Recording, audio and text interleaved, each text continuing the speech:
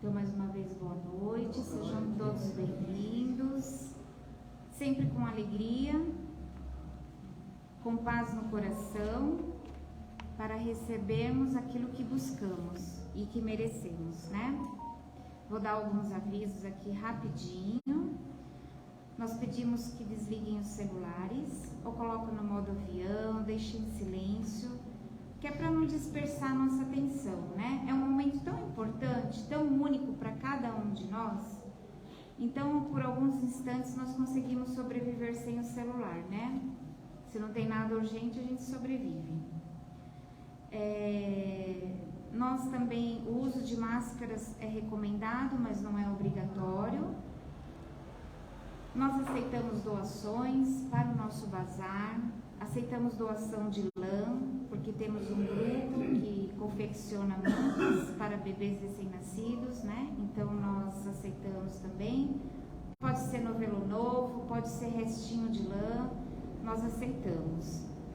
Aceitamos também alimentos não perecíveis, porque o número de famílias está aumentando, né? E nós estamos fornecendo algumas cestas básicas. Então, alimentos perecíveis não perecíveis, que fazem parte da cesta básica, nós aceitamos.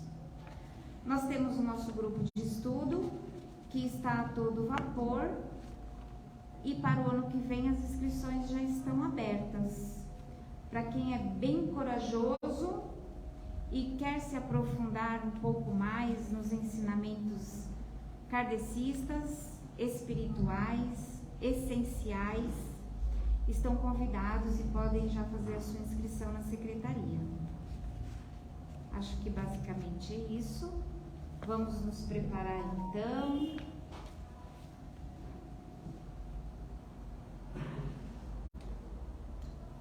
Vamos fechando os nossos olhos, fazendo aquela respiração profunda, suave, relaxando o corpo físico, se acomodando na cadeira, visualizando uma grande luz nesse ambiente que nos convida para a renovação. E sem medo, que possamos aceitar esse convite. Vamos permitindo que esta luz amorosa envolva o nosso ser, nos trazendo bem-estar, clareando os nossos pensamentos, acalmando os nossos corações. Vamos então elevando os nossos pensamentos a Deus, que é Pai, é Mãe, é vida, e nos permitiu estarmos aqui hoje e sempre. E então dizemos: Pai nosso, que estais nos céus, santificado seja o vosso nome, venha a nós o vosso reino, seja feita a vossa vontade, assim na terra como nos céus. O pão nosso de cada dia nos dai hoje. Perdoa as nossas ofensas, assim como perdoamos a quem nos tem ofendido. Não nos deixeis cair em tentações, mas livrai-nos de todo mal. Que assim seja, graças a Deus. E vamos continuar assim, nesse ambiente gostoso, sereno, e receber o nosso amigo Wagner, que vem nos presentear com palavras de luz.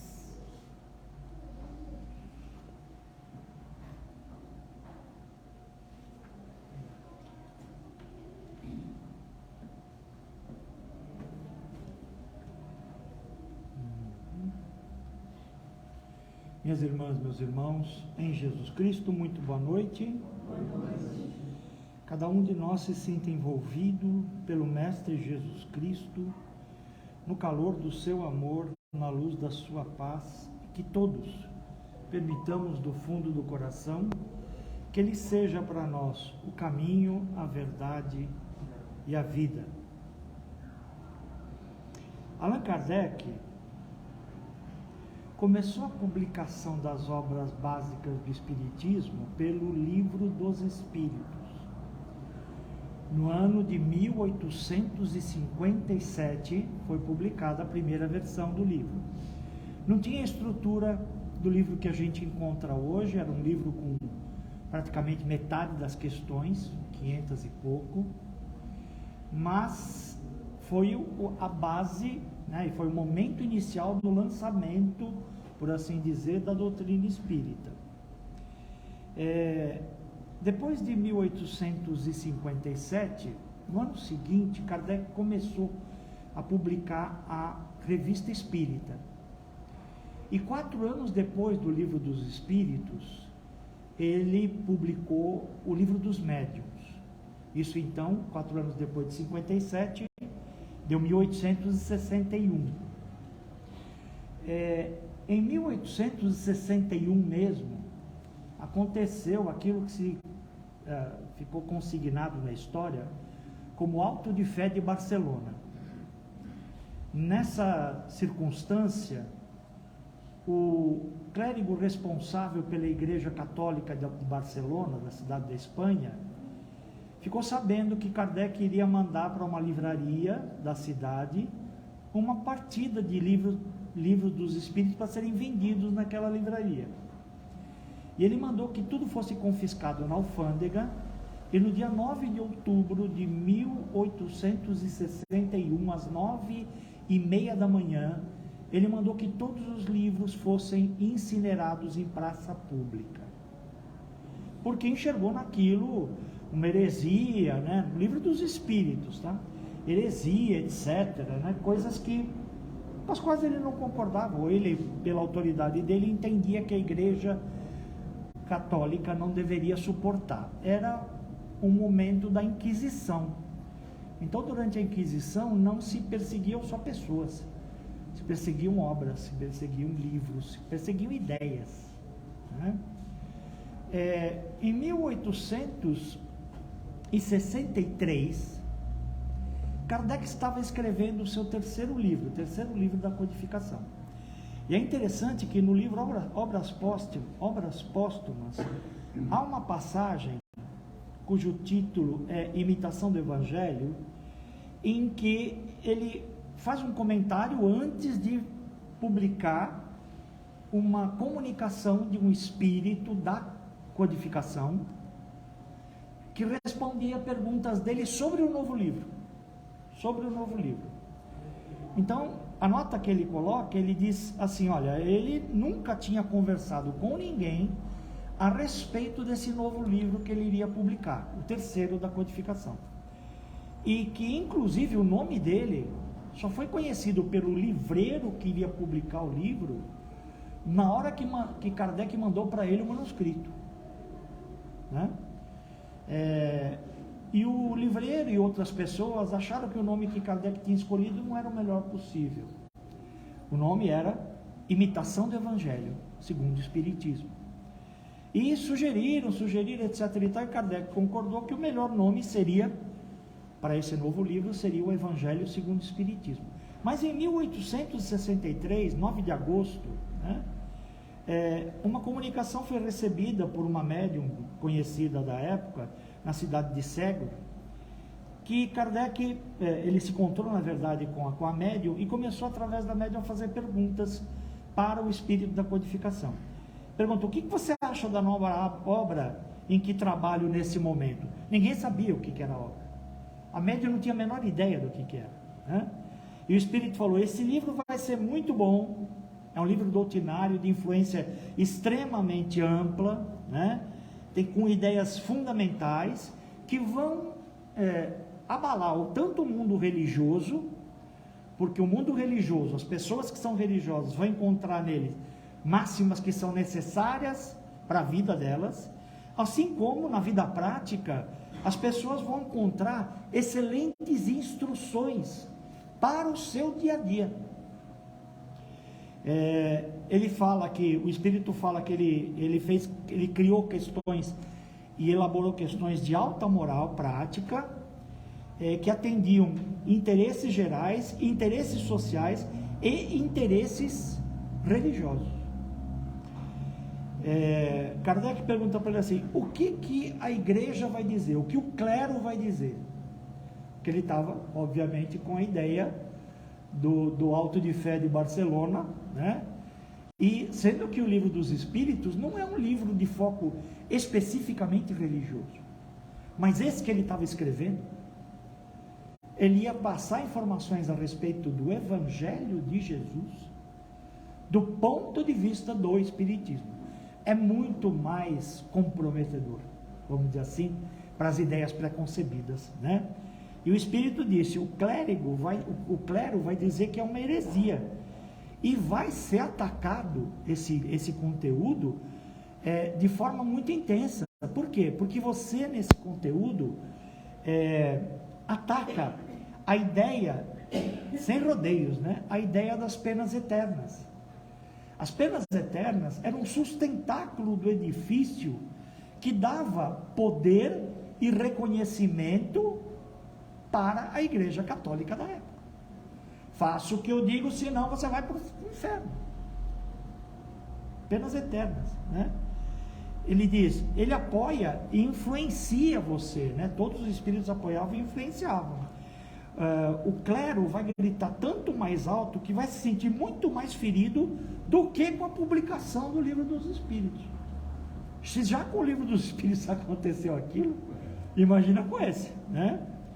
Os espíritas, no entanto, eles por conta dessa publicação, eles vão ser repelidos pelas religiões constituídas, mas em compensação vão aumentar em número, em virtude dessa espécie de perseguição, sobretudo vendo os padres qualificarem de demoníaca uma doutrina cuja a moralidade vai resplandecer como um raio de sol. Então, a própria postura da igreja na época, tarjando, né, carimbando como demoníaco o conteúdo do Evangelho segundo o Espiritismo, ia ser um incentivo muito grande para que as pessoas se achegassem à doutrina, porque perceberiam na doutrina um nível elevadíssimo de moral, que é o contrário de qualquer coisa que seja demoníaca, né? Depois disso, quando Kardec escreveu o livro especificamente, o Evangelho segundo o Espiritismo, ele colocou na introdução do livro, o item 1, ele tem 4 itens de introdução. O item 1, Kardec chama de o objetivo da obra. Para que serve esta obra?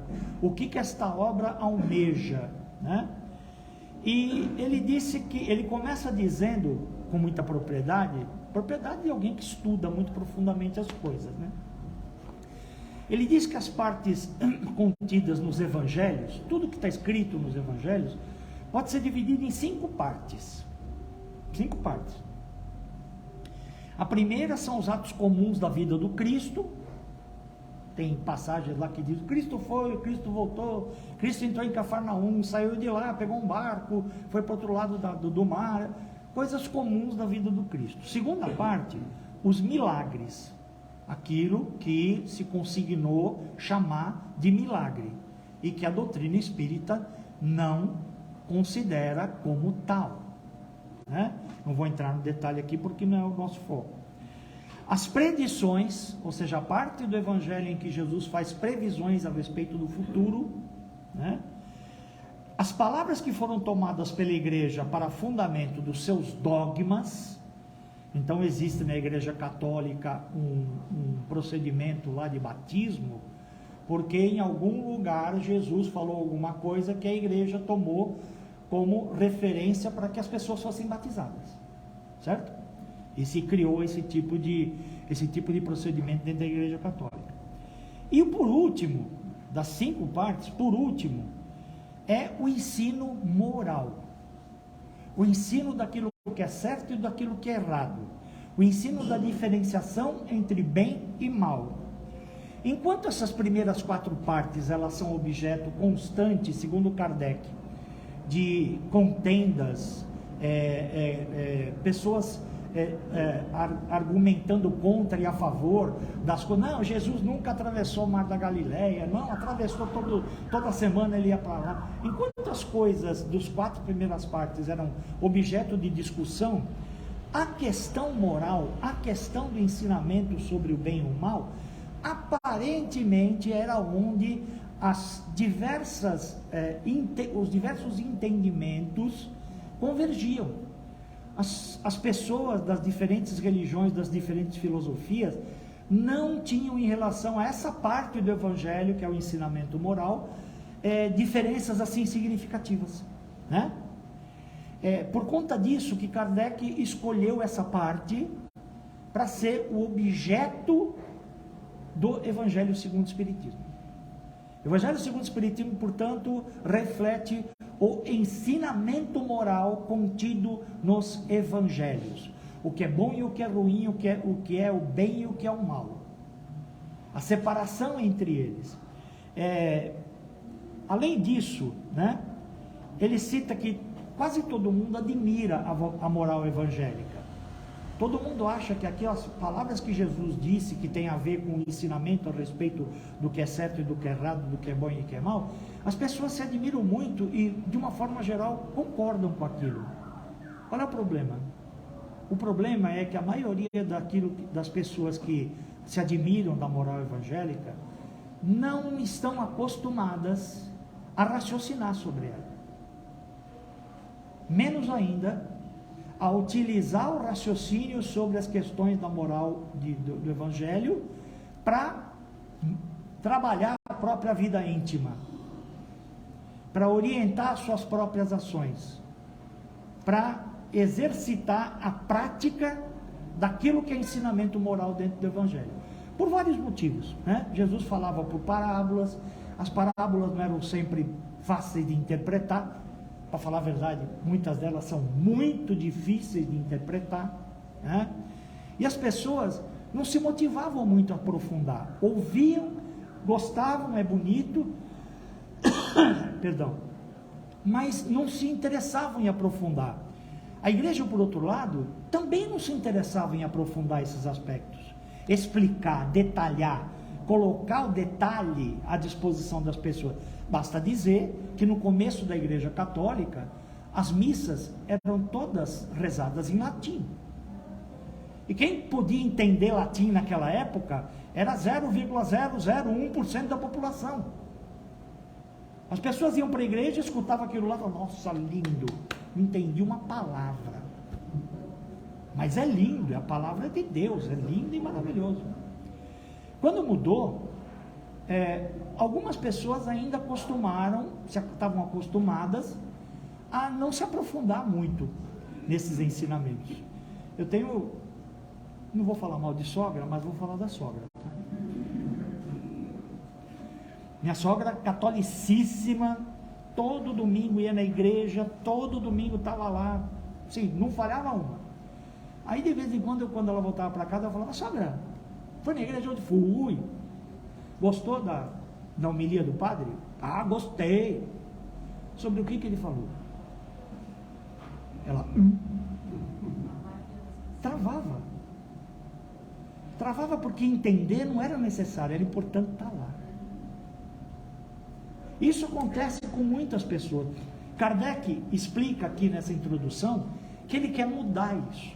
Ele quer colocar o Evangelho de Jesus ao alcance das pessoas, para que as pessoas possam entender, raciocinar sobre ele,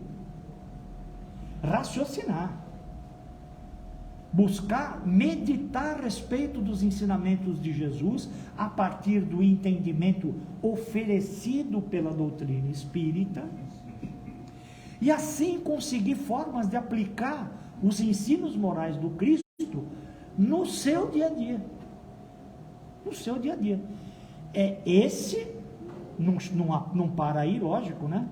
É esse o essencial do ensinamento do Evangelho segundo o Espiritismo. Kardec fala que os ensinamentos morais dentro do Evangelho, eles estão esparsos, eles estão uma parte aqui, uma parte ali, uma parte dentro do Evangelho de João, de Lucas, de Mateus, de Marcos, em lugares muito diferentes. Então, como ele está querendo se focar no ensino moral do Evangelho de Jesus, ele só pegou dos Evangelhos aquilo que era ensino moral. O livro inteiro não tem mais nada a não ser ensino moral de Jesus, que ele foi pescando, tirando das posições do Evangelho que se encontravam e colocando em capítulos temáticos dentro do Evangelho segundo o Espiritismo, que tratavam de um assunto que era explicitado pelas palavras de Jesus, definidas nas palavras de Jesus, e explicado pela doutrina espírita, pelos espíritos da codificação. Então a sequência em que as coisas aparecem não tem nada a ver com a sequência do Evangelho, da Bíblia. Tem nada a ver. O que Kardec fez, como professor exímio que foi, era colocar essas máximas de Jesus numa sequência que fosse natural, a ponto de, quando a gente está lendo, né, algo que está no capítulo 15 decorra de algo que foi tratado no capítulo 14, 13, 12, 11, uma sequência de entendimento, de lógica, nada a ver com a sequência do Evangelho como ele se encontra na Bíblia. Além disso, só para terminar essa parte da introdução, complementando cada preceito e de Jesus, cada explicação dos Espíritos para aqueles preceitos, Kardec colocava em 99% do Evangelho segundo o Espiritismo, ele coloca instruções específicas de espíritos que foram passadas no mundo inteiro através de médiuns distintos, provenientes de espíritos distintos. Ele explica, né, que se fossem colocadas instruções dos espíritos complementando esse ensinamento todo, que viessem de uma única fonte, de um único médium que conseguisse trazer a mensagem de um único espírito, essa mensagem podia ser, entre aspas, meio viciada, meio atrelada àquilo que aquele espírito entendia. Então, as comunicações que são mostradas no Evangelho segundo o Espiritismo, no final, ele chama de instruções dos espíritos, são oriundas de comunicações que Kardec recebeu do mundo inteiro. Do mundo inteiro. E classificou essas comunicações e comparou comunicações de teor similar. Quando o Espírito falava do Evangelho de Mateus capítulo 15, versículo não sei o quê, ele comparava com uma outra comunicação de um outro espírito para um outro médium num outro país que falava do mesmo tópico. Se tivesse convergência de interpretação, ele publicava uma delas. Um trabalho imenso. Então, de 1861, que ele publicou o livro dos Médiuns, até 1864, quando ele finalmente conseguiu publicar o livro do Evangelho segundo o Espiritismo, ele fez todo esse trabalho.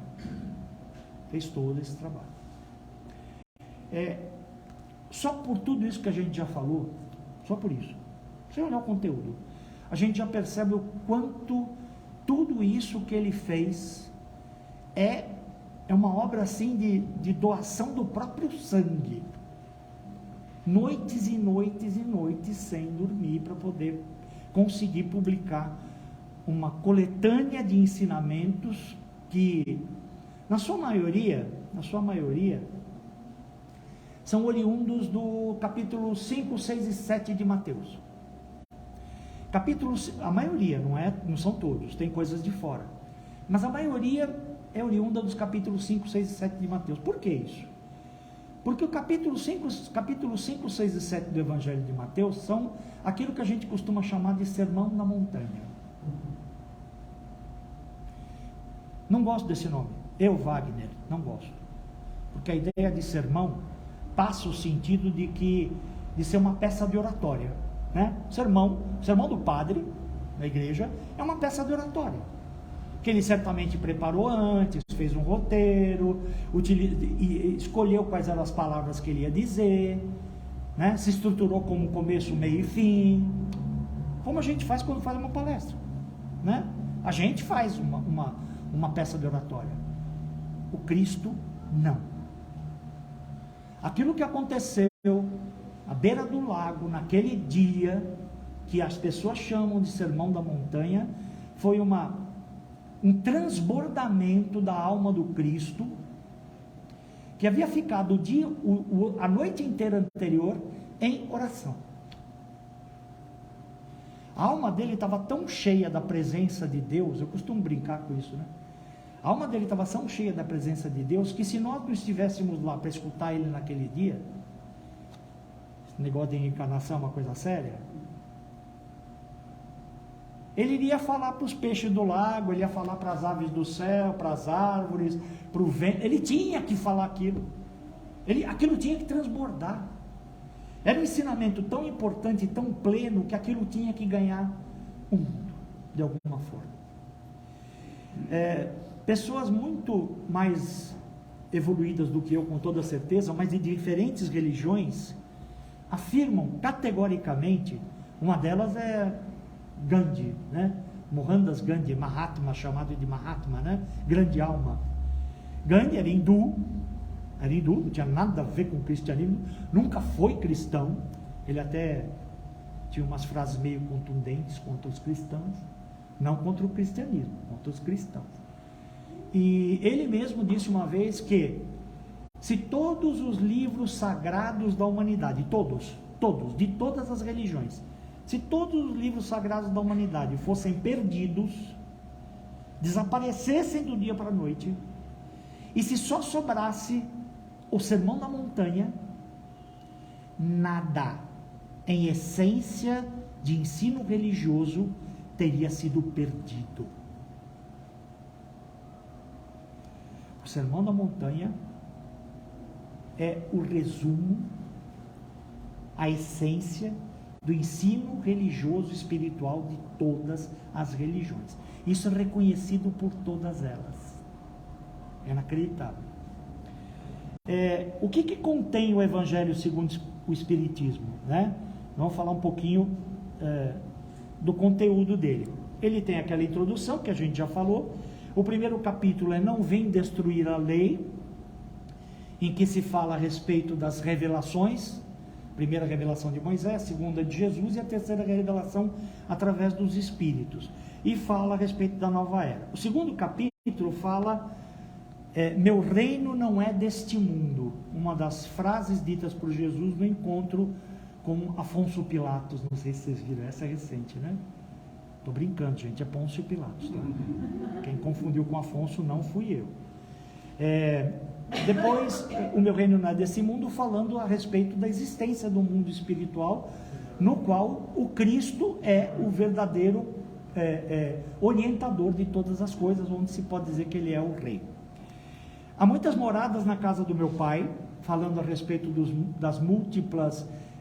múltiplos mundos habitados, da hierarquia desses mundos e da transformação que as pessoas precisam fazer em si próprias para existir em mundos cada vez melhores.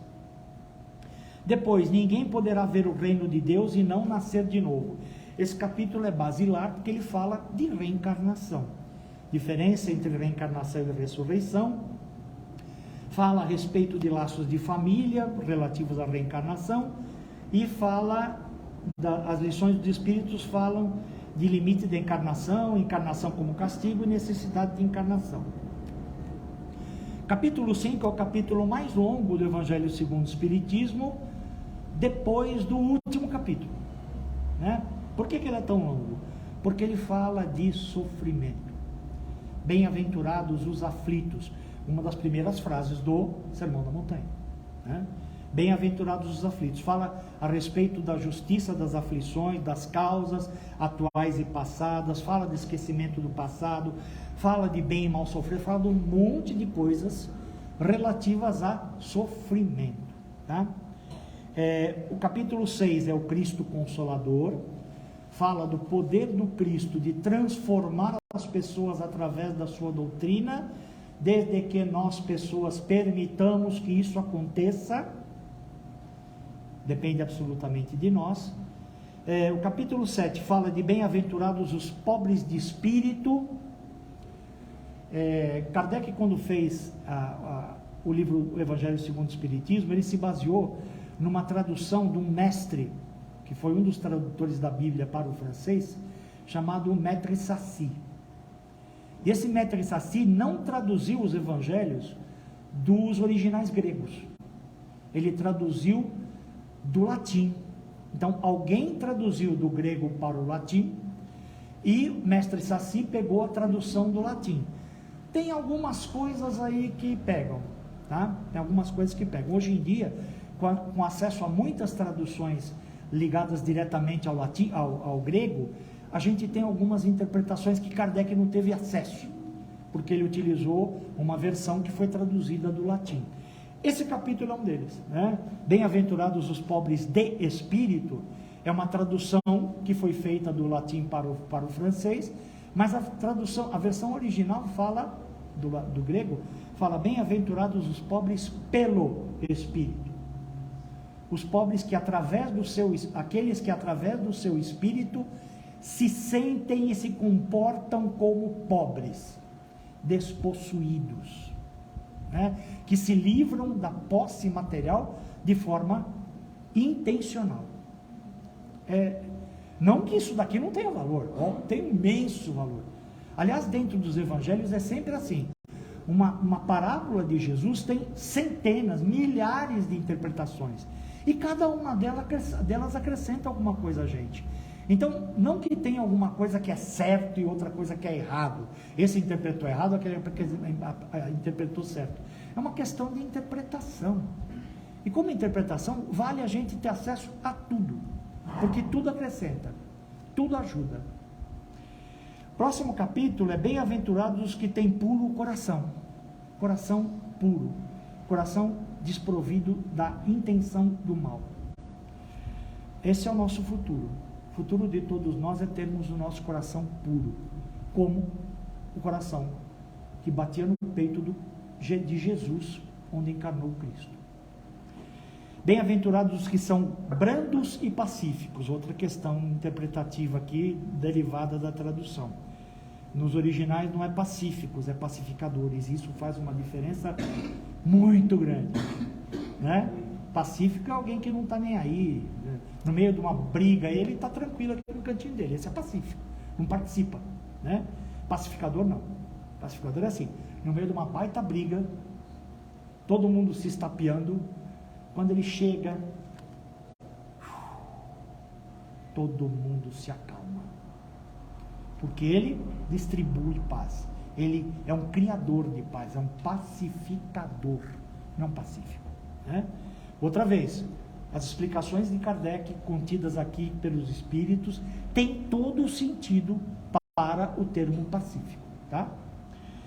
Bem-aventurados que são misericordiosos, fala de perdão, fala de querer bem, fala de sacrificar pelo próximo, amar ao próximo como a si mesmo, que é o mandamento maior, né? Maior é amar a Deus, não sobre todas as coisas, mas segundo as 4 dimensões do ser. E depois desse, Jesus fala que o segundo maior, que é tão importante quanto esse, amar o próximo como a si mesmo.